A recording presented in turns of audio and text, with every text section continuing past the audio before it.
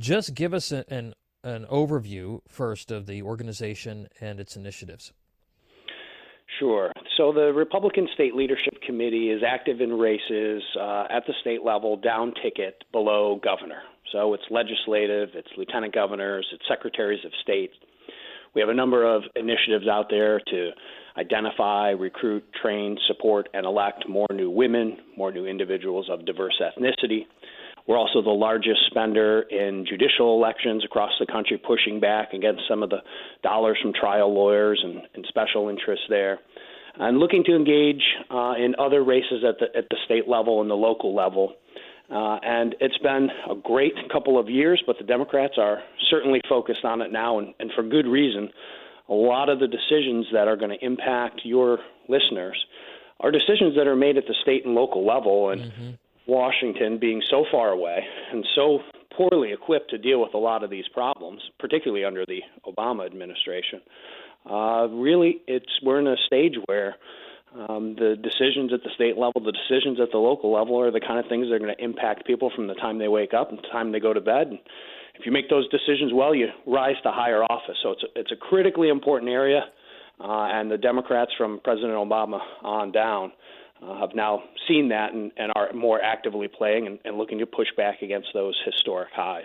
You know, it's a really important point that you make, that the state legislatures are really incubators for the officials that ultimately go on to Congress and to the Senate, and they even go on into the cabinet. And so that's another reason why it's so important to pay attention to those local races. Matt, the president's poll numbers aren't great.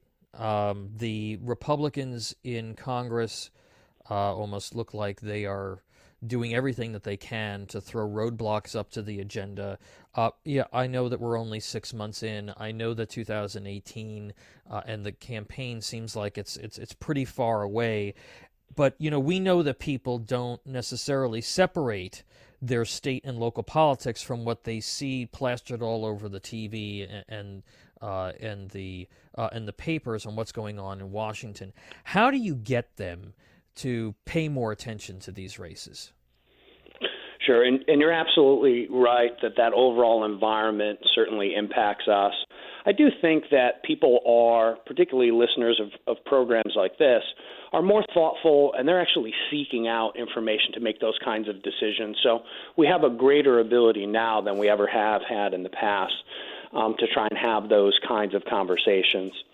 Certainly encouraging candidates to run the kind of campaigns that are successful, which means getting out and listening to people, getting out and talking about the things that are important to them. And you had that conversation with your last listener when it comes to workforce training and an available and ready workforce.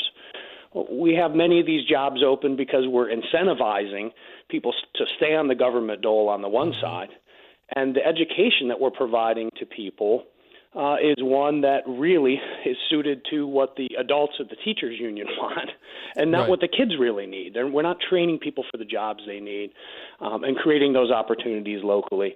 Those things happen at the state and local level. Those kinds of decisions about what kind of school you're going to have, what kind of roads and bridges you're going to travel over, what your property taxes are.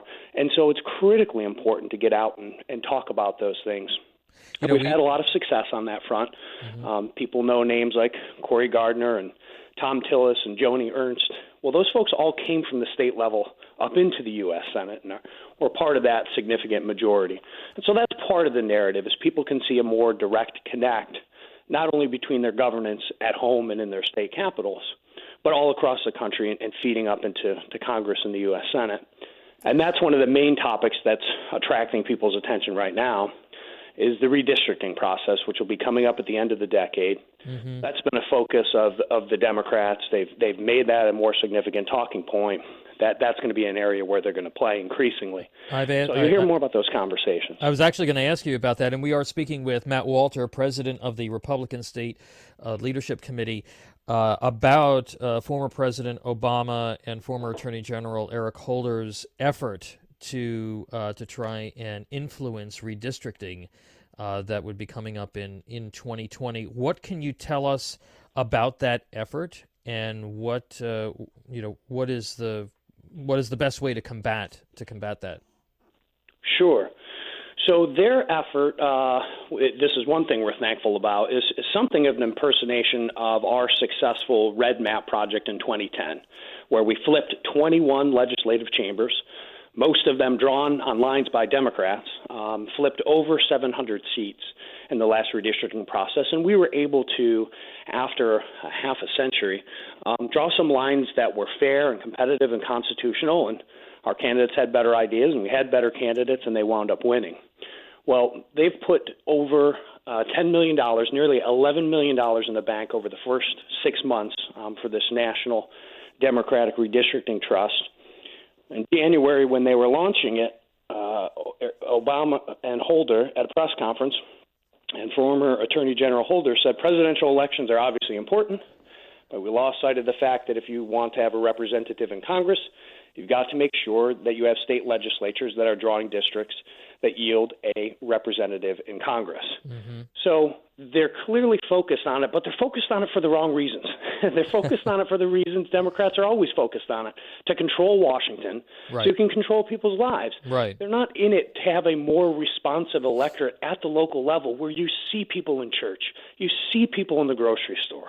They understand your problems, and so they can govern better. It's really, for them, it's just a device to control this master architect from Washington, D.C. And we have to continue to grow and push back against that. Absolutely.